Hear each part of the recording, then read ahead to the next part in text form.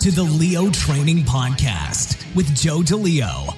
You'll hear in-depth interviews and tips from world-class athletes, coaches, and industry-leading experts to help you train smarter and improve at what you love to do. Train smarter, get stronger, move better, race faster. Here's your host, Joe DeLeo.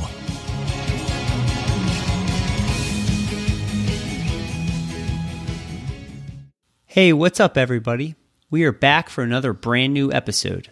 This week's guest features my friend and head women's rowing coach of Old Dominion University, Dan Garbutt. Dan and I sit down to talk all things rowing in this interview, and it was so good to catch up with a fellow South Jersey native and discuss a topic we are both so passionate about. Here are 3 things that you will learn when you listen to this interview. 1, the difference between technique and style in rowing. 2, evaluations and assessments that you can do with your athletes beginning tomorrow.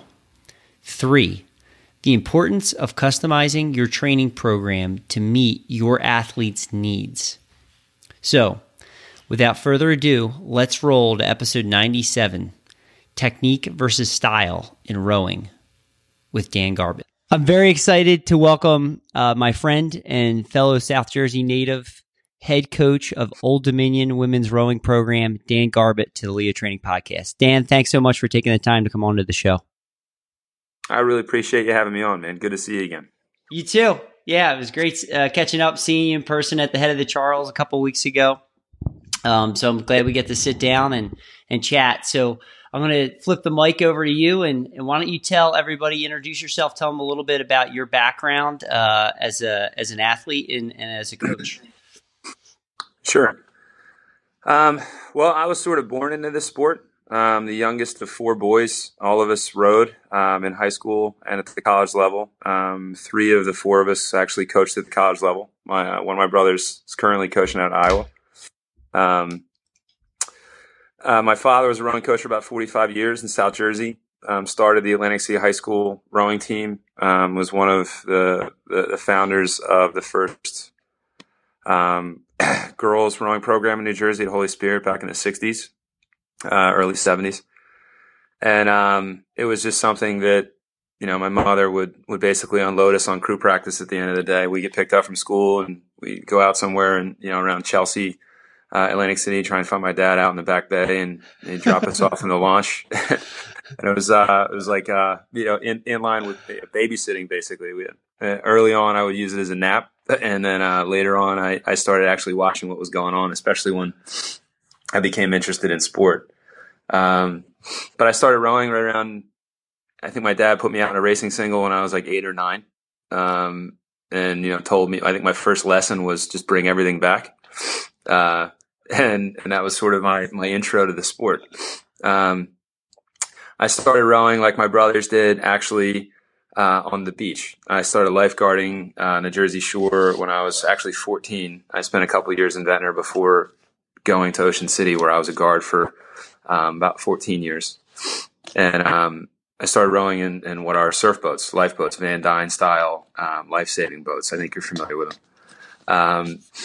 And that was something that my father did, and actually was his intro into the sport as well. And then I actually, you know, a year into my lifeguarding, I started in high school. I started rowing at Atlantic City. Was part of the 94 and 96 teams that went to Henley when we were in high school. I graduated high school. I was a 3-sport athlete, but concentrated on rowing the second half of my high school career. And then I ended up doing my undergrad at Princeton, and I rowed there all 4 years. Made the U23 team as a freshman, 98, 3-time Eastern Sprints champs while I was there.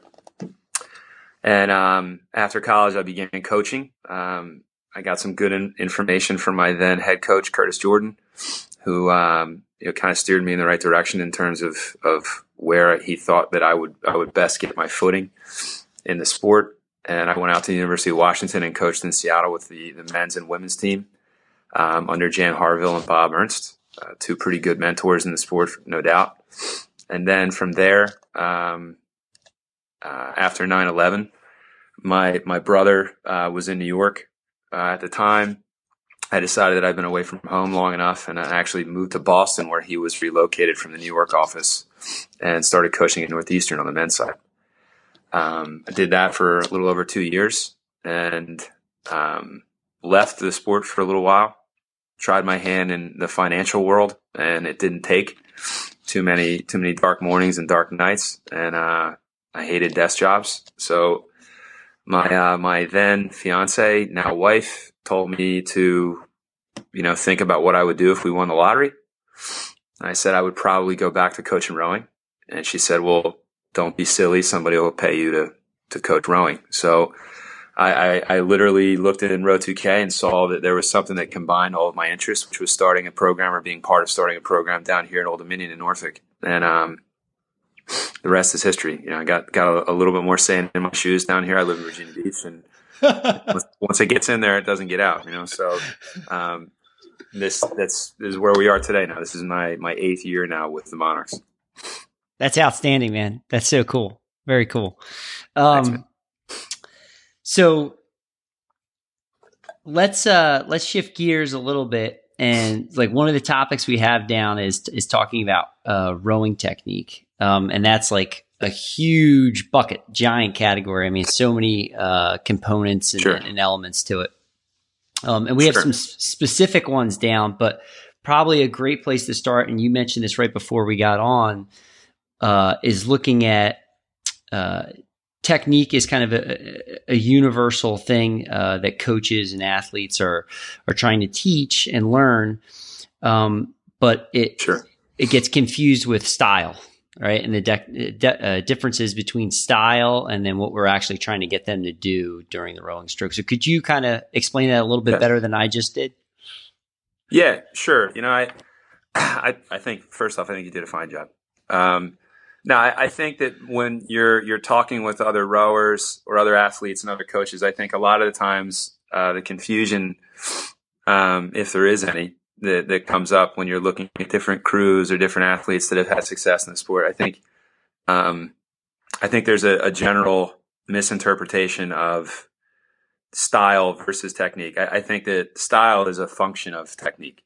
Technique is more of a solid, more of a constant. And I think that most coaches, if not all of us, would agree. You want, starting from the top end of the stroke, starting from the catch, the front turn, getting into the drive phase. I think that most coaches would say, if not all of them, you want to load initially with the lower body, and have the core attached to that effort, that push of the legs. And that, then there's maybe now the difference now is how much you want the body angle to swing open off the push of the legs, or if at all. But I think all of us would agree that we want our athletes to suspend, on the push of the legs, using the core to kind of, limit the movement of the spine, but add velocity to the boat through the stroke. And I think there's a lot of things that impact that. I think how your athletes are built, I think is, one of the major factors in determining what style you might need to use to maximize that athlete's, output. So I think that, for an athlete like me, I always had shorter legs. I had long arms with respect to the length of my legs and a very long torso. So I swung my body quite a bit, and I think the technical term would be a ferryman's finish. I looked as if I was rowing a lifeboat most of the time, which was, my background, but it was what worked for me, because it allowed me to stay in the water. It was a longer application of my power to match athletes that didn't have to do too much with their bodies to get the same length of arc. So I think that's really, when people are talking about rowing in different ways, I think that you're focusing then on style. I think that once you learn the fundamentals, I think that as a rower, adapting your style should be something that you should be able to figure out, within the course of a row, with different athletes. But you're all trying to do the same things. And certainly if you're in a team boat, you're trying to do the exact same thing as everybody else. But that to me, it was explained to me very similar to that when I was in college, and it clicked that, like, yes, I get why, what you're trying to make me do is not changing, the foundation of what I know rowing to be. You just want me to move a few more inches this way versus a few more inches that way, that kind of thing. So I think that ultimately is a conversation that I think, it's so specific to the athletes that you're working with or the talent pool that you're working with. I think that, and I think at the national level, the elite level, I think you see it. The style is going to vary, even like the U.S. women, for example. I think that if you were to look at all of those women's eights races in sequence, I think you'd see similar technique, but I think you'd see different styles depending on what bodies were sitting in the boat. And I think that kind of reinforces that. I think that, like, the shorter athletes, that looks like they have to do more with their bodies to match the bigger athletes. So that to me, I think is the definition or the difference between those two things. That's fantastic. Yeah, and that makes a ton of sense to me because there's a lot of things that we can really work to improve and get better on throughout our athletic career. We can work on our physiological capacity and our technical competency as on the water in terms of the rowing stroke, but you're not really going to be able to change your torso length or your leg length, femur 100%. Leg length. So how do we adapt, right? Right. And I was in that situation at a very high level in college and trying to make national teams. And, I say I'm only around 6'2", but as well as I do that in the rowing world, that's pretty limited in terms of your length. So, I did everything, my senior year, dieting, yoga, dance to try and get my flexibility to a point where it wasn't a limiting factor to try and get a longer range of motion more easily. And when I'm running camps or doing novice rowing, now or even with my varsity kids, I'm always talking about how range of motion ultimately is going to be your limiting factor. How easily you can get full range of motion is kind of the definition of how well you've mastered or have come close to mastering boat feel. If you can't, any athlete can row by sixes or by fours and an eight at 20 strokes a minute and take full strokes. If you can do it at 40 strokes a minute and have it look the same and have it not disturb the forward progress of the boat, chances are you're going to have a pretty successful career. So I think it's certainly something that was forced on me early on in my college career. If you're not planning on growing any, let's figure out how to get longer. How can we do that? Yeah. And I was in the same boat too. I'm right around your height, like right around 6'2". And so you got to figure out, what do I have to do to match up with guys that are 6'6", 6'7"? Right. Yeah. 100%. And that was an everyday thing for me. Our stroke man of our 8 in 2001 was 6'7", and, that wasn't going to change, So I had better figure out how to do it or, find myself in the tubing. Right. So let's take this to kind of the next step, right? So let's look at this one from the coach's perspective, your perspective, and then from the athlete. So you're starting with, say, a new group, a group of novices. They're learning to row, and you're taking them through. They're learning the basic fundamentals, the tenets of the rowing stroke. Mm-hmm. And after, several weeks and stuff, you start looking at their body type and figuring out, okay, this athlete's going to have to move in this direction in terms of their mechanics, and their style is going to be a little bit different based on their body structure. Right. So one, say in this conversation, we're talking about a novice. When do you start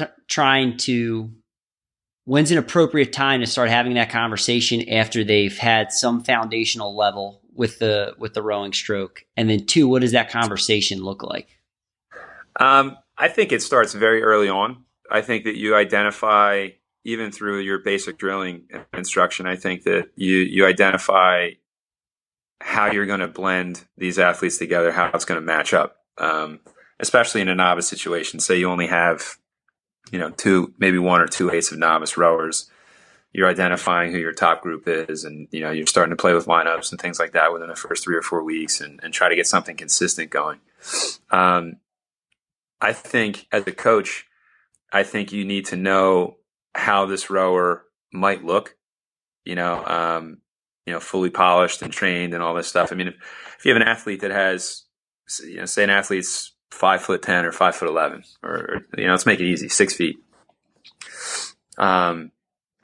But it's all leg. They have 39-inch legs or 40-inch legs, and their upper body is just this tiny little body. Well, you very clearly are going to see that athlete sitting in the boat. They look like they're, in their father's car or something like that, in an oversized Cadillac. They're sitting low in there. And you can see that there's, maybe some adjustments to the foot stretcher you're going to have to make to get them to row comfortably, maybe a seat pad to elevate them with respect to like where their heels are so they can get some forward length. But I think all those things kind of happen in a coach's mind pretty rapidly. And I think that, the conversation that you have with the athlete is one about, building competence, doing all the other things before they can really feel, how their style impacts it, how their style or what changes to their style or mechanics might impact their rowing. I think that all happens at once as you're introing that athlete into the group. I deal with it or dealt with it quite a bit here, where I might have one athlete who's 6'3", and then in the same boat, I have another athlete who's 5'3", rowing, and that to me, that to get that boat running in any kind of correct way, those conversations are had like, day one. You're going to have to think about this, and I try to explain it in a way that it's not. I think a lot of coaches do this just so that it's very simple for them to understand what I'm looking for. Do a little drawing of a boat, top down. This is where I need the handle to move coming into the front end. This is where I need the oar handle to move coming, back through the oar lock. To get there, you're going to have to do a little bit more of this with your body, and you're going to have to do a little bit less, to match, that kind of thing. So, yeah. And you would use that diagram, that drawing, and kind of point to specific athlete, so that way, they know, okay, my body mechanics are going to I might need a little bit more upper body swing, laying back Sure. a little bit further than, Johnny or Susie. Sure. Yeah. And I think too, when you do have those athletes that are going to have to do more with their body, I think then you have to be honest with them and say that you're going to need, a lot of fitness to carry on rowing this way. Mm-hmm. And you're going to need a lot of corresponding core strength to sustain it, and that, core strength is something that's huge in all sport. But I think that when you see it done, and even in the elite level, people take great care that have to. I mean, Hamish Pond and Eric Murray are a great example, in my opinion, of watching two different styles rowing in one boat and working all together. I mean, they're built very differently. They're both very tall athletes, but they're built proportionally very differently.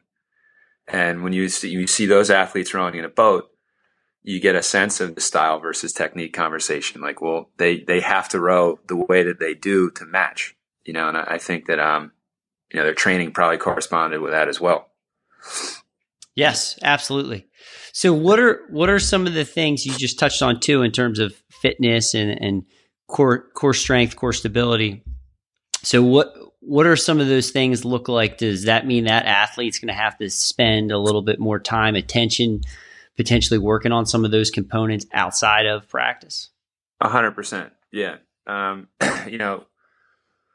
We try to have a relationship with our strength and conditioning program here where the athletes are going to have a little bit more of a tailored approach to what they're doing. We have like 3 or 4 different groups that get broken apart or identified according to need. Within the group, some athletes need a little bit less guidance, and can handle whatever you throw at them. Some athletes need to be a little bit more restrictive over things that might limit their range of motion, flexibility training, weight management, things like that. But then specific athletes, like the smaller athletes, the athletes that might be limited, say like on your wattage tests or by height, things like that.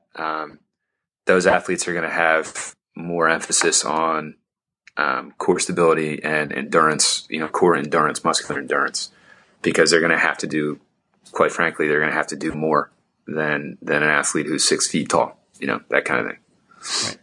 Right. Yeah. So shifting gears a little bit. So we'll get into kind of some of the specifics we had on technique. That was fantastic, by the way. And so one of the things, I think I love that you kind of, the individual approach. So even within the team, you're breaking those into little subgroups, and it's really focused on the needs of the athlete. And it's like, okay, this is our goal as a team, but here's kind of our little clusters of groups. And we've identified that, group A might need to work on flexibility, range of motion. Group B might need to work on a little bit more core stability. And then group C, you have that, you need to work on power development, that type of thing. And so breaking those apart, and you're really, the program becomes focused on what is that athlete, what's their current deficiency or weakness, and then working on that, making that a strength, that's going to raise the quality across the board for the entire team and program. Right. Yeah. Are you familiar? Do you know who Bob Kaler is? I do. Yeah. Bob, I heard Bob speak once, and it stuck with me. I don't know if it was in a locker room or if it was in a more formal venue, but most athletes as a rule spend 80% of their time doing what they're already good at. And in terms of their preparation. And I found myself in the same kind of, slot where if I don't have any direction in the off season, what do I gravitate towards? I gravitate towards, 30 to 60 minutes on the EARC, something that I'm already handy at, or if I'm lifting weights, I'm going to go to the leg machines because I've had some skill and some success there. Like I like doing those exercises. But like more often than not, athletes avoid what they really kind of suck at, that 20% of their things that they aren't any good at. And, that's the biggest area for improvement. If you're talking about improving by, 3-5%, anywhere, then why are you not focusing on this chunk of things that you really suffer at to get better? Because then you'll see that impact almost immediately. I think that's something that we stress here for sure. If you're no good at doing squats, don't walk past the squat rack. Get on that thing and figure it out. Right on. So let me ask you this. So why do you think that is? Like, I guess this is probably more psychology, right? But why do you think we avoid that? The thing that we're not good at, the weakness, right? Yeah, I think it's the feeling of it's the feedback that you get from whatever that movement or exercise or piece is. I think that some people, like for example, like pull-ups and dips. We did a lot of those in my house, and I never really had an issue of like fearing the pull-up or the dip bar, or the dip machine. But like you walk in a gym and like nobody does that stuff, or like only a handful of people are there or doing the squat rack. And I think it's really about the feedback that you get doing the exercise, and the psychology of like having success doing one thing or having a comfort level of doing one thing. I think is like it's what draws people to that, whatever that one thing is. And some people have that relationship with the EARC, right? Period. Right. And I have this conversation with my team a lot, especially the novices that walk on or make it to the varsity level. Like, you don't see a runner out there like just scared out of their minds when they look at a treadmill. Right. I wouldn't know. You know what I mean? I don't see that kind of relationship. Most serious runners that I would know would look and say like, I'm gonna like break this thing. I'm gonna run so hard on it. Mm-hmm. So yeah, I think that that's an essential way to look, especially when you're developing young rowers. I think that you have to look at the deficiencies first. And, we start the year with like old school V sit and reach. Like, remember doing those in gym class? Yep. If you can't touch your toes, you're not rowing. Like right. Yeah. Cause that goes back to the range of motion. You can't even get into position. Right. I'm going to ask you to do this. You physically can. So until we're not going to butt heads over this, you're going to work on that, Right. So that's, I think, the same philosophy. Identify where your biggest area of improvement lies. Awesome. And then, so do you have specific evaluation or testing you do to kind of like to get that baseline in terms of flexibility, power, strength or core stability, any of those things? And then that allows you to break out into those groups. Yeah. And I think it's pretty universal. I think the U.S. rowing testing protocol is pretty good in that regard. Like I said, we'll start with a V-sit and reach, and that's my first area. And then I'll lead them through three to five different stretching routines and see if their hips are locked up, that kind of thing. If there's any need for any more, hip rotation, mobility, things like that. You can get those out of just standard static stretches. You see problem areas pop up as I'm walking around the room. If athletes can't get their knees into their collarbone area or get that thigh flush to the rib cage when they're doing some compression stretches, you're going to have some problems getting that athlete to row the front end the way that you want. Right. So even on that first day where they're just stretching, my eyes are going left and right, looking around the room and seeing where our problems might be. Mm-hmm. Because those athletes are going to get hurt if they don't get addressed. They're not going to hold up, in a training program for any length of time if they can't do that stuff.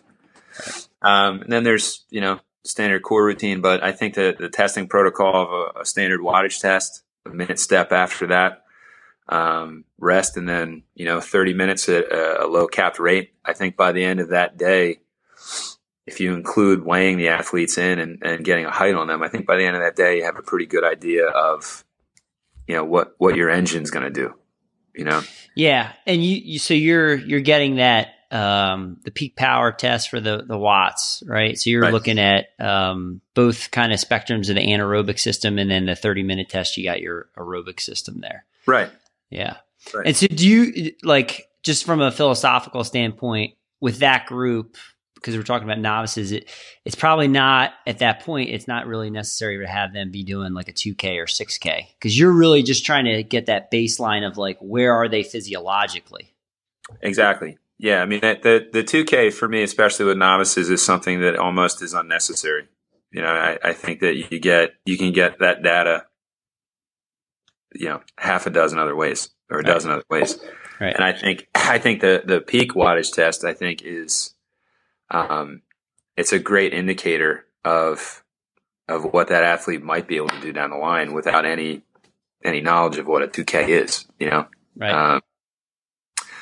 A few years back, we had a novice come in here and blow right through 600 watts on a, 10-stroke piece. And I'm like, all right, well, if I can get that athlete fit, or when that athlete gets fit, that's going to be pretty good, So I think that's a good indicator for the novice kids, but structuring workouts for them is just as essential, because not many of them, if any of them, are going to have experience doing stuff that would be, translating to testing. Even 30 minutes is like a push.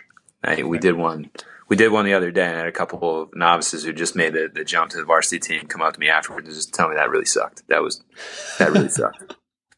Is it always like this? Right. Is it always going to be like this? Do we do pieces that are longer than that? Like sometimes. Yeah. Right. And that's the nature of the sport, man. That's what you have to embrace to get better. Embrace the discomfort. Right. That was fantastic. That was great. Okay. So let's get specific about technique. So one of the ones we had on here, and I thought this was brilliant that you made this suggestion. So we talk about holding the oar and the hand grip on the oar, right? And so these are two words that might be used interchangeably, but I think are also often confused, and that's tension versus pressure, right? So what do you mean by that? And like, why is that from a rower perspective, right? Why is this important in terms of being very fluid yet dynamic during the rowing stroke? Yeah, well, I think if there was a lesson that took me the duration of my competitive career to learn, it was finding the balance between what is being tense and what is actually full pressure. And I remember, like it was yesterday, I remember being, 18 or 19 years old, trying out for my first team, first U.S. team, and having Mike Tatey say that you're not going to know what full pressure is until you're just about ready to graduate. And he was right, and I think we've all been in situations as athletes, as rowers, where you get in a boat that it feels heavy. The drive, and it's not necessarily related to rig, but like you get in with certain rowers and it just feels heavy. And it's not for, you're looking at the people in front of you and the people behind you, they're working their tail off, but it just doesn't feel like there's handle speed. It doesn't feel like there's hull speed, and it feels like you're shoveling the blade through the water, and I think when I'm watching rowing, I think it's pretty easy to identify. I think some people can get away with doing certain things and some people can't. I think as a rule, anytime you see the handle, moving faster than the seat or accelerating over the seat in the stroke, I think you've identified somebody who's tense rather than somebody who's applying proper pressure. It's not, and the balance of why it's so tough, I think from an athlete's perspective, is that you have all this mental feedback and this physical feedback that's in your face. Like, it feels heavy. It feels like I'm doing work. Like I'm pulling hard. I'm fatiguing, and technically the boat is moving. Like it's not as if like what I'm doing is not moving, but the velocity isn't there that should be, and, pressure versus tension. If you're defining the two, pressure, correct, applied pressure should have a correlative effect to hull speed. Tension fights that. Tension doesn't have anything to do with effort level or how tough somebody is, even how fit somebody is. And you see a lot of times when athletes get grabby with their arms and they break early in the stroke, or perhaps the shoulders to have this like upward or inward motion in their movement, or you see the body angle swing away almost immediately at impact to the water. You see the blade touch the water, boom, you see the bodies rock over. And what I look at is I see the knees, the angular velocity of the shin stop or slow down. Like right when that happens, you see the leg speed just fall off. Whew. It's like now all of a sudden it just becomes this lift where the handle is starting to accelerate faster than the seat, or move towards the bow more than the seat is right in that moment. And I feel like that's like the textbook definition of where my whole thinking behind selecting this topic comes in, because it impacts so much of, the continued effort beyond that point. Like once you start falling into that tense feeling, it's very difficult to recover in a boat. It's because things get heavy. The body starts to break down a little bit. So what do you do in response? You shorten up. Now your arc is shorter. Now the boat's getting heavier still. So what do you do in response? You shorten up again, and it becomes this shoveling stroke, this heavy trotting, no life to it. And your athletes, or if you are the athlete, you're working like a dog. The athletes are dead tired. So in their minds, like I said, they're feeling like, well, we're working hard today, but it's not working fast. It's not, you're not understanding like how it needs to be. And I look at other sports a lot, to try to bring into the discussion, because you get a lot of athletes at the college level that never rowed before, which is nice because they can use these analogies, I think, with a little bit more freedom. But if you look at like a professional golfer on the tee box swinging a driver, I mean, how fast does a club face move? 150, 160 miles an hour? That thing comes through and hits that ball. Like, to get the handle to move that fast, to get the club face to move that fast, there has to be a level of relaxation in that effort. There has to be a fluidity to it. And I think that's, if that driver were to hit 35 drives a minute for 7 minutes, I think that it would look a lot like the rowing stroke, and I think that the kind of tension that you would hold through your body and your core would look very similar to what elite level rowers look like when they're rowing. And I think that's, when I'm teaching rowing and I'm talking to masters rowers and novice rowers, immediately I talk about how this is going to impact you, how to try to avoid it, and how you're holding the oar, the grip to the oar, the tension, the pressure that you feel, in that handle, I think almost instantly affects the rest of the body that connects to it there. So I think, teaching grip and understanding how to be relaxed enough that you can hold on to the pressure you're creating with your body and your core to accelerate the handle. I think that's if there is an arm wrestling match between rowers and coaches, I think that's it, is to get them to find that line where their effort is generating boat speed. It's not just to the point of generating effort. Yes. Yeah. And this is such a great conversation. So like one of the kind of the sayings that at a Strong First, so it's in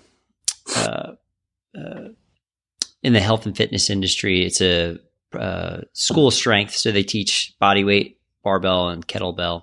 And so they have a saying in there that, two sides of the performance coin is tension and relaxation, right? And so kind of the hallmark of a really good athlete, regardless of sport, is the ability to relax very, very quickly, and then to be able to turn it on and work efficiently, but do it when necessary. So there's that timing component to it. And that's exactly what you're talking about right there, especially even with the golf swing, right? It's that they go into the backswing, they're extending back, they're very relaxed, they wind up, and then they come through. And when they make contact with the ball, it's this pulse of energy. Yep. Yeah. And that's almost if I didn't know that you were talking about golf just then, if I just walked into the conversation, I would easily pick this up and say, yeah, that applies to the rowing stroke as well. Right. Because tension doesn't allow you to aim your effort. It's not accurate. You don't have, and if you want to go with the golf analogy or rowing, I think that tension doesn't allow you to understand what you're trying to do to the boat. You're trying to move it linearly, horizontally, and a lot of times tension in an athlete, you get the body going up and the shoulders going up and down, and like there's this oscillation in the boat, and things just get ugly quick, you see it in masters rowing all the time. And I think I think rowers might go their entire career and never find that sweet spot, never understand like what you're trying to generate there. But I think that,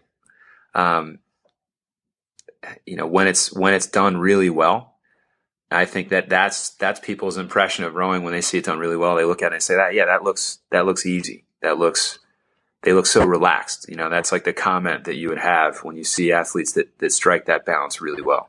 Right. Right. So let's take this a step further. So that was great, like just on the technical perspective and touching on all those elements there. So now, right, so putting our coach's hat on, and sure. This is the challenging part, I feel like, because so many athletes, especially the population that you're coaching, they're coming out of high school into college, so they're still very young, they're still developing as a human being. Right. They spend a ton of time sitting, in the classroom. Right. So they're not in the best posture. They may be carrying a lot of stress, and that's usually reflected in the posture and in the upper body. So, forward rounder shoulders and, the shoulders coming up towards the ear. So how do we get them? How do we develop that type of athleticism that we're talking about and have that transfer over into the rowing stroke? Yeah, it's a good question. I mean, it's certainly something that over the 13 or 14 years that I've been coaching, I've seen a change. When I coached men, even earlier on when I was coaching women, I've seen a change generationally. I think that there's definitely it's more likely that you're going to have kids coming to you that are predominantly sedentary during the day. Mm-hmm. Or coming from a background maybe where that's where they were. So I think developing the athlete, especially this time of year and in the winter, I think is almost the most important thing to do. I mean, we spent almost the first month of our 20-hour sections here this year off the water doing just that. working on, going for team runs, on the erg, and they did a lot of erging in the weight room. And I think that, my dad had a great saying. He said, you can't coach the team that you want. You got to coach the team that you have. And, that makes you focus on building the athletes that you need. And I think that's the most important thing in our sport. And I think maybe some coaches ignore it. I'm sure a lot embrace it. But what you just said in terms of the need to develop those areas, people ask me, what can I do to be a better rower? Right? Well, you get that question from novices and experienced kids alike, but you get it a lot. Can I eat something? Is there something extra outside of this that I can do to be better? And I think coaches make the mistake of trying to define rowing in a vacuum. I think that rowing is a lot like when I'm looking at athletes that I think are going to have, some upside in the sport. I look for the same thing what would our basketball coach look for? Bigger, stronger, faster. Like I look for the same thing. I would look for the exact same thing. If you move better, you'll be a better rower. If you're more athletic, you will be a better rower. So I think that all of those things that you had mentioned in terms of target points for development, that is the question. That is the problem that I think you can either spend time developing or devoting, the solution to that, or you're standing in the way of progressing to where, again, like that 20% of things that your athletes are really deficient in, that's their biggest area for improvement. So, that's it. That's what this time of year and the winter for me is really all about, is trying to develop the athletes that we need. Right. And I'd like to just make a point, because I thought what you said there, so you talked about, going on team runs, working on the ergometer, specific components or elements of the rowing stroke, specific, areas you're addressing on the strength and conditioning side, like all those things. And so it was really interesting for me to just sit and listen to that, because, I would kind of wager that you might hear a lot of rowing coaches, especially if they're located geographically in certain areas of the country where water time is precious, that they might be trying to get every, last practice they can on the water. And it was interesting to hear you say, well, yeah, we could be doing that because, where you're located, I'm sure you're going to have some warmer climate, and it's a little bit more advantageous in that respect. But you're like, nope, we're going to go focus on these things because this is what's going to make the athletes and the team better. And I feel like that's actually can be a really hard thing for a coach to do, is kind of say, well, yeah, I would love to be on the water. It's great. It's awesome. But, we're going to go work on the stuff that we're not so good at right now. Right. Exactly. And I've had the benefit of being in both systems. That was actually one of the main draws for me to go out to Seattle as a first job, because I knew what it was like to row in the Northeast. I knew that there was a portion during the year where water wasn't an option. And to go to a situation where water is there every day and see how they utilize their time, how they prioritize their work, it had a much different feel to it. There's a whole lot less urgency at the University of Washington initially to get numbers on the machine than there were. And this was, 2001, so this is a while ago. But interestingly enough, like they rode the erg, they rode the erg every week as well, and I found that to be something that was like, I thought it was an important part of their training program. They certainly did a lot more in the boat and in small boats and fours because they had so much more time to do it. That to me in my early coaching career was a battle as well, like how to use the pair effectively.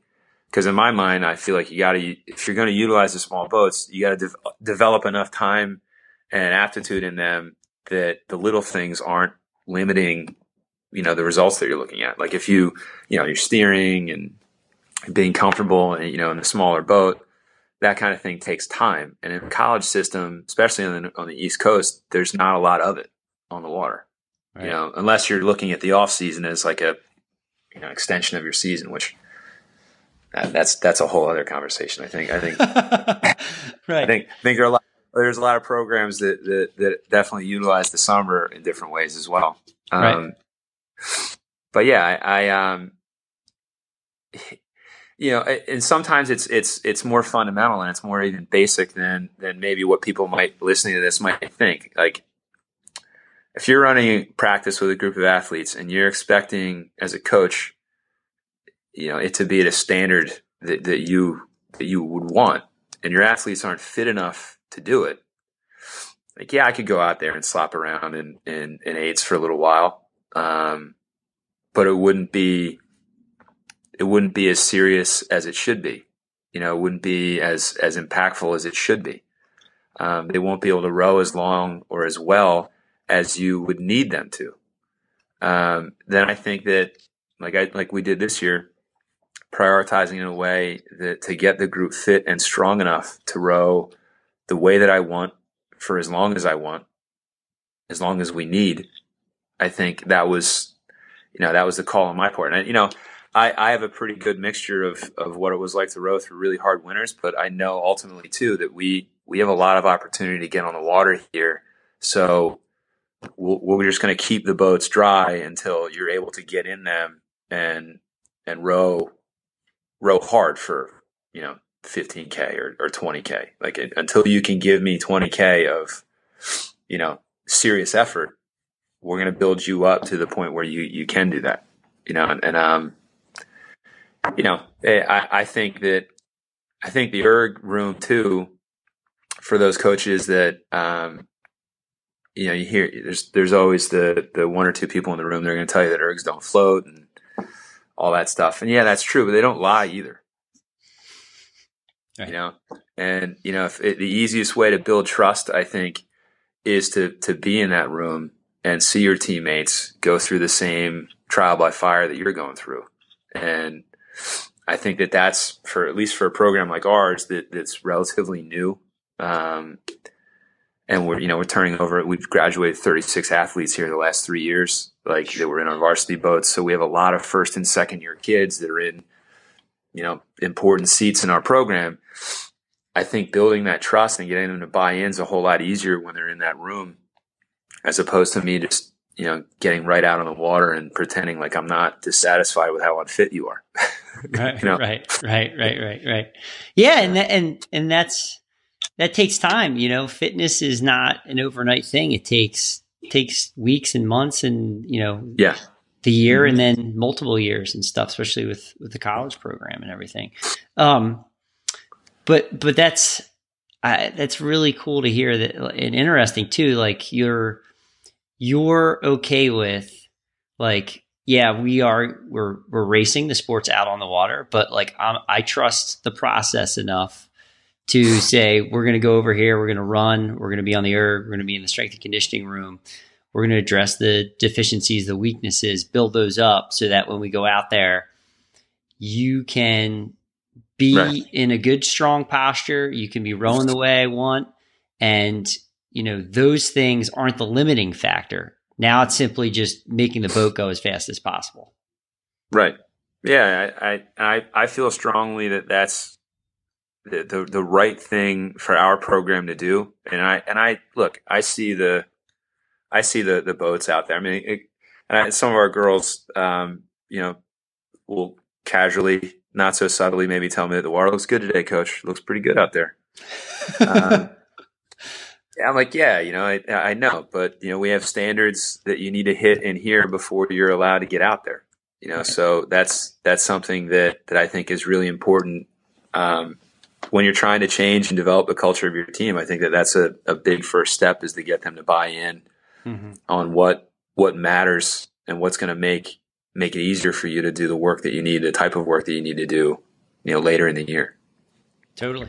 Yeah. And you know what, that just makes it kind of, you can say, well, it's fun. It's fun getting the results that you want. It's fun going fast. It's fun winning. And to do that means you got to put in a lot of the, time, the hard work. Right. There's no shortcuts. Right. There's absolutely zero chance to have a magic wand be waved and you be, all of a sudden being able to apply pressure at a high level with a high amount of skill for however long you keep a crew out in the water. Right. I know. I feel like that's the collision point. I think a lot of times with young programs and young rowers is like, obviously you want to get out and you want to work on their skill on the boat. And there's certainly time that dictates to you sometimes where you have to do it. You have to get out there and get the crew together, get some level of comfort in a lineup, yada, yada, yada. But I feel like looking at your off season as a chance to install those things that are going to make a difference when you're in season, I think that's the only way that you can approach it. Fantastic. Yeah, totally. Absolutely. Is there anything else that you want to touch on in terms of technical components or athletic development? I think that just really how all of what we talked about today, I think as an entry point for any and every other thing in terms of developing a crew, I think it's important to go back to these things that we talked about today.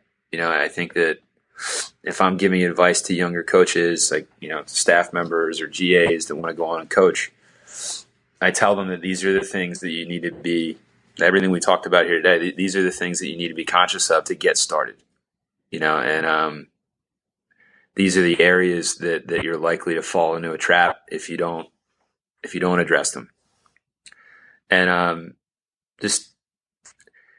I think really kind of to elaborate more on what a point that I had made earlier, that you can't ignore the deficiencies of yourself as an athlete or of your program as a coach and expect to have the results that you want or give the experience to the student athletes that they are putting in the work to get. And I think that those elements that I stressed here today, this is, if you're in my locker room or if you're in our boathouse, you're hearing me talk about this stuff 5-6 days a week. This is what we live and breathe here. Yeah. And that's the culture part of it, creating that culture, that environment. Yeah, 100%. And that can make or break. One of the things that the girls stressed, the captains came to me this year and stressed, was attitude and effort. It's the only two things as an athlete that you can control. That's it. And I think that having an open mind and having, when I taught, and a lot of my brothers were, my family, my parents are all in education. And something that was preached to us was getting your classroom in an area where they're ready to learn, getting them in a mindset where they're ready to learn. And I think to carry on with the discussion, I think that's, if you're addressing all these things, if the group has the information that we talked about here about what you're looking for, why specifically this is going to be important for you as an athlete, and how specifically this is going to relate to your performance increase, I think it's easy to get them in a frame of mind, or easier to get them in a frame of mind where your athletes are then in an area where they're ready to learn each day. So I think that, the athletes being informed about all this stuff and what you want from day one, I think keeps them in that mind space, that headspace where they're ready to learn. Yeah. Establishes the culture and the expectations. Yeah. Right. That's it. I appreciate you having me on, man. This is great. Oh yeah. You're not off the hook yet. You got rapid fire. All right, man. Here we go. Fire away. Get some water for this. Sure. Okay. So Dan, given all your knowledge and your experience throughout your life up until this point, if you could go back in time, what advice would you give yourself 10 years ago? 10 years ago. What advice would I give myself? I would have said, be less confident and be more prepared. I think that would have been, either one of the worst things that could happen to a young coach happened to him I won, and that I think, is a trap and a half. When I was at the University of Washington, which, is a warehouse full of talented athletes, both on the men's and women's side. I was working with a group of athletes, and we won the IRA, and we set the course record in the boat that I'm coaching. And I'm like, this is easy. This doesn't take any work at all. I think that, at that point, if I could go back now and tell myself one bit of advice, it would be that is to, be ready to coach every second of every day, and try to, be ready to identify a bad culture in a boathouse, quickly, and have it, be able to respond to it. Mm-hmm. And I think that, my experience at Northeastern was very different. And I think it prepared me, pretty head on, with how to deal with those types of things, and how to change and address and establish and change culture in a boathouse with a team. And, be less cocky and a little bit more ready to get your hands dirty, a little bit more prepared. Right on. Yeah. If you had to pick one, what's your favorite strength training exercise? Ooh, favorite strength training exercise. I enjoy, if I had to pick one, the clean. I think the clean, is a really athletic movement. I think that the timing and rhythm of it is really good. And I think how it relates to not just rowing, but being athletic, mm-hmm. I think it's a very good exercise. So that was one thing that I really enjoyed doing. Nice. Deadlift, I think is an important thing as well. I enjoy those too, but the clean, I think, was more of a ballistic thing, more fun. Yes. Yeah. Well, yeah. The deadlift's great in terms of the foundational, the clean. You're getting the triple extension, ankle, knee, hip. It's an explosive ballistic movement, right? It's the athleticism that we're talking about all last hour. Yeah, for sure. And the moment where the bar becomes light, right? Right. Oh yeah. Right as you turn those palms up. Boom. That's right. Got to get underneath of it. That's it. How has your training? So this is you personally. How has your training changed today compared to 10 years ago? Oh, yeah, it's funny. 10 years ago, I was still racing, lifeboats. So I guess it was 11 years ago now, but right around that time, I was still rowing lifeboats. And as an athlete, if you're not familiar with a lifeboat, I'll explain. It's fixed seat rowing. The boat is 17 feet long. It was 350 to 400 pounds. A typical mile time in a double, a 2-man lifeboat was just around 8.5 to 9 minutes. And that's if you're cooking. And, so the way that I trained, the way that my brother and I trained for that was very, very different than the way that I would have trained for shell racing or for rowing, a crew boat. So there was a lot of resistance training that we did, stuff that you as a certified strength coach would probably cringe at. Stuff that was not very scientific. It was pretty barbaric, but so was the equipment that we were rowing. We used to tow cinder blocks behind the boat. Wow. Yeah, we did, of course, in Inlet, down. Yeah. We would row straight through into the break, of course, in Inlet during the switch of the tide, like all the way through the whitewater, the whole way, to simulate, which was like the heaviest part of the rowing race, which is getting through the surf. Lots of lifting weights. I think I raced lifeboats my senior year in college, and when I rowed the national team, I was probably 198 pounds, 195 to 198. And then for racing lifeboats, I was probably 225. Wow. To try and be as powerful as I could be. in that kind of an environment. But now, that I don't have lifeboats staring me down in the face, I do a lot more distance stuff. I actually just did a marathon the other day on the EARC. Awesome. I saw that on Instagram. You did? Oh man. Yeah. It was a good pull. I was solo in the boathouse and I had a couple of hours off. So I said, you know what? I'm going to do it. Take a crack at it. But yeah, I would say that's the fundamental difference. And yeah, I'm older now. So I don't lift as much as I used to, but I do a lot more body weight stuff, planks, push-ups, things like that. And I have twins, so I do a lot of 30-pound double arm carries these days. I think CrossFit, they use sandbag carry. Try doing it with a 3-year-old. 2 3-year-olds on your shoulders. It's probably the same thing doing stairs with 3-year-olds on your shoulders. Oh, that's awesome. Yeah. That's awesome. Have you ever had an injury? And if so, how did that injury affect your training? Good question, man.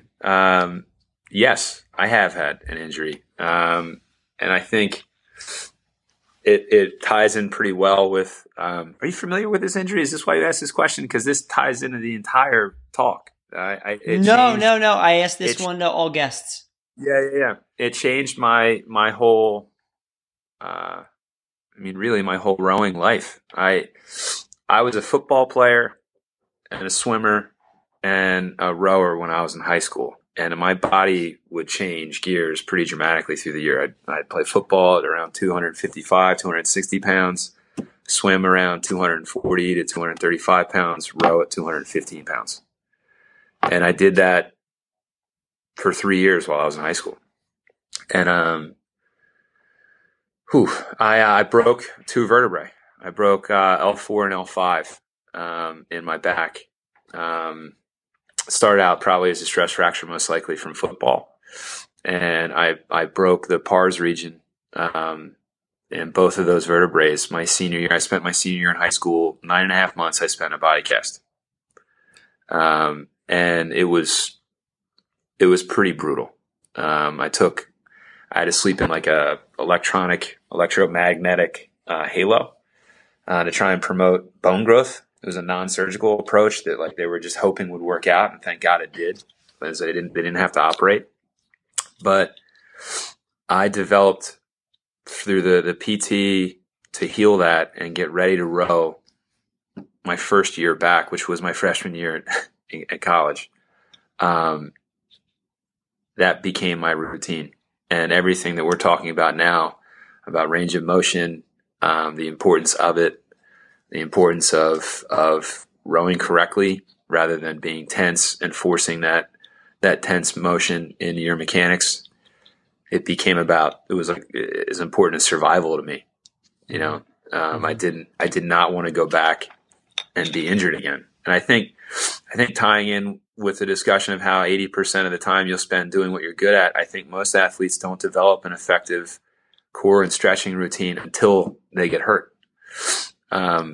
And then it's how do you respond after that? And I think that that's an unfortunate way to think. I think that most people will probably continue on that way, but I have still the same routine that I had as an 18-year-old getting PT. And the girls do the same 5 to 6 series of stretches that I did. That's how I instruct them. It's, the same core routine that I did to rehab from that injury. So it, I would say that actually laid the foundation for everything that I would learn subsequently. And why I probably was in a more effective headspace to learn from it. Yeah. And identify how bad it could be if you don't. It's interesting in the sense of some of the people that I've talked to, yourself and others, the individuals that have that type of experience with a very serious, life-changing or life-threatening injury, completely changes their perspective on training and their life afterwards, because you realize something could be taken away from you and how serious it really is. Yeah. Yeah. I mean, and especially, I mean, at that time in my life, you're 18, right? You're supposed to be, or feeling like you're supposed to be at like the height of your powers there, and, right. To have you be knocked down like that was tough. And, all I wanted to do was row in college. All I wanted to do was try for a national team. And, certainly it rattled me. There was definitely some hard, but, I also learned a lot too, from my father, from my parents. If you're dealing with a problem like that or anything, this is more my mom speaking here. Be the smartest person in the room about it. If you have an injury, learn everything that you can about it and how to treat it and how to be how to be a dedicated and good patient. And I've seen that in my brother. He's dealt with 3 bouts of cancer over the last 13 years since 9/11. Is be the most informed person in the room that you can be about whatever that was. And I read everything. Dr. White's Spine and Sport. I mean, everything. The book was like 600 pages long, and I would read that at night. And the doctor told me that I need at least 2 hours in this halo every day. So I did 6, I was like, I'm going to absolutely do everything I can and know everything I can about how the back moves, how the hips move, how the pelvis interacts with the hamstrings, the glutes, the thighs, the quads, your adductors, how everything is pulling and in that one tug of war on your hip joint. And it was an obsession. It was an obsession to try and figure out my body, how, and I think, Michael Jordan said it, and said, I'm a professional athlete. Nobody knows my body better than me. Mm-hmm. And that's something that should resonate with everybody. I mean, it's not a rower that's saying it, but what works for you might not be what somebody else needs to emphasize. And that ties into what I said about breaking the group up to needs, specific needs. I think that, don't be shy when you're talking about your deficiencies, like be honest about them and go after them. That's great. Thank you so much for sharing that, Dan. Yeah, man. Absolutely. Thank you. Just a couple more. So yeah. This is a really good one for you. So what's one thing that, like, say, high school athletes, right? Because you're getting these, they're coming, their first year in college. What should be they be doing more of to complement their training and their health? More of to complement their training and their health. I think learning about nutrition would be something at a younger age that I'd like to see more people have a grip on, and how it ties into their energy level, how it ties into their, ultimately their training, is huge. I can't tell you how often we have this place on campus that is awesome, but not where I would suggest going for a training meal. And I can't tell you how oftentimes I get like the inexperience of the younger kids. We'll come in here and we'll do 2 times 8K, rate 22 to 24. And the girls will do a body circuit afterwards. And they're stretching. And then, 35, 40 minutes after practice, they're having bacon wrapped cheesy tater tots at, Perfectly Frank's, or this thing called a garbage bowl, which is basically what I just said with like eggs and potatoes and bacon. It's just like this mound of thing. And it's like putting water in your gas tank. Right. I think that nutrition for younger kids right now, if that's something that they're at, their coaches or their programs or their schools, their athletic programs in their schools could tie in more. Because I think that's something that I learned much later in my athletic life. And it's more than just identifying whatever the most recent fad diet is. It's understanding the science of eating and, what it is that you can do to, fuel your body after hard workouts, before hard workouts, calorie consumption. we had some athletes that were having trouble sleeping, that like only through talking to a dietitian, they figured out they're not getting enough calories. So I think if they could learn that stuff early on, I think they'd have a better foundation. You also start to learn, what you're doing is so intense, or should be, or is done at a level that's so intense that this is a consideration. The type of fuel, the timing of how you're eating is a consideration because it will impact you. You're on that fine of a line of performance that it should be something that you at least have a grasp on. If you don't need to be a registered dietitian or nutritionist to understand how to eat effectively. 100%. Yeah. And that's probably, I would say, me too. Like, I haven't really wrapped my head around it really well, and probably until the last couple of years. Right. And I look back at like what I would eat during high school and college, and it was just garbage. Yeah, no, I'm with you, man. I'm with you. I go back up, and it was cheesy scrambled eggs, and as many sausage links as they could manage. Yeah. What's your best tip to improve recovery after a training session? Best tip to improve or recover? To improve recovery. To improve recovery. Best tip. Sleep is obvious. I think that's an obvious thing, but I think more so I'd say eating correctly within the first hour or so after exercise. Once you begin to heal up, I think that in general, I think understanding how to manage the next 24 hours is something that we try to talk about quite a bit. I say that, one of the lessons we try and teach is that you don't get better from doing hard work. You get better from doing hard work and then healing from it. Mm-hmm. And, I think that, I would start with the obvious and say sleep. You're going to need to make sure that you, especially in the student athlete schedule, prioritize your work so that you can get to bed. We row at 5 a.m., so, that takes quite a bit of time management from a student athlete standpoint. And I think that sleep is something that, I'll spend an entire semester trying to tell kids, why it's important to get more than 6 hours sleep, Right. Yeah. What would you advise rowers to do from your own experience to row faster? From my own experience, teaching me how to row faster, it goes back to movement. I think you need to be first off, understand the rules of rowing, and I mean all of them. Like, understand how a boat moves during the recovery phase of the stroke. I think is a really important thing to understand, because everybody focuses on the drive, but what happens when you take the blade out of the water and get ready to come back up to the next catch? I think if you can understand that,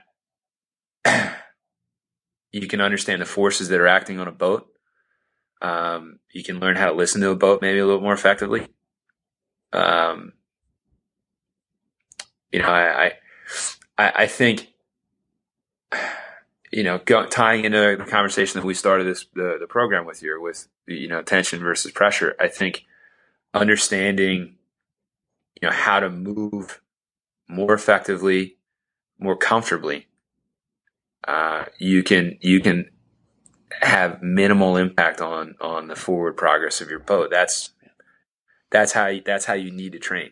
If you're an athlete that doesn't have any hip rotation or any mobility through your hamstring, and you can't compress, the boat feels that. I mean, on a static erg, you can use all that body weight of yours to generate momentum right up under the catch. And it's not even like muscular strength that you see out of people like that. It's tensile strength. It's just like they're stretching the tendons past like a reasonable point, and then they straighten out. It's like that, using mass to bounce off the front end on an erg.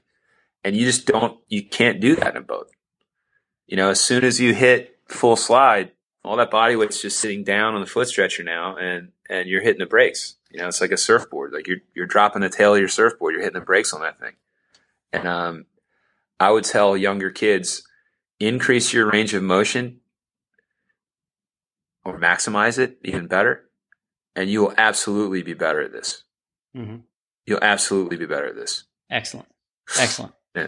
All right. Last couple are easy. What's your favorite meal? Favorite meal? Ooh. I'm a taco guy, man. I could murder a taco. My wife and I right now are huge on rice cauliflower. Oh, that's good. That's really good. We fire up rice cauliflower probably 3 to 5 times a week. Nice. And my wife makes the tortillas.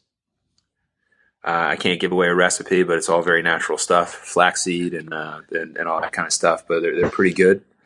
And tacos for days. Excellent. One book everyone should read.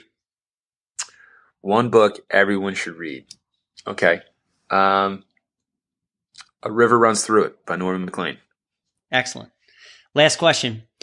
Who have you studied or do you continue to study in your career to improve and get better? Who do I study? Who is one person that I studied? Well, I don't know that it was just one. I think I'm drawn to looking at people that set the highest marks. And Mike Tatey, Harry Parker, Steve Gladstone, my dad, Curtis Jordan, Greg Hughes. I've been lucky. I've been really, really lucky in my life that I've had a personal relationship with most of the people that I just mentioned. And I think that drawing on all sources I'm a huge believer in this, that the second you think that you're done, the second you think that you can't improve anymore, you should get out. You should get out because this is no longer for you. I think it's our responsibility as people to try and get to be the best version of ourselves that we can be. You want that to run over into the team if you're in a coaching position. So I don't know that it was just one. I mean, I've learned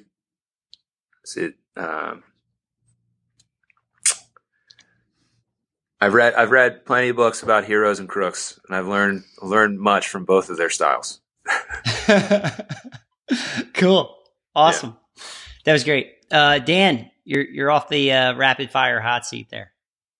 All right, man. I'm sweating. Sweet. Just hang on the line. Let me give you a proper goodbye off air.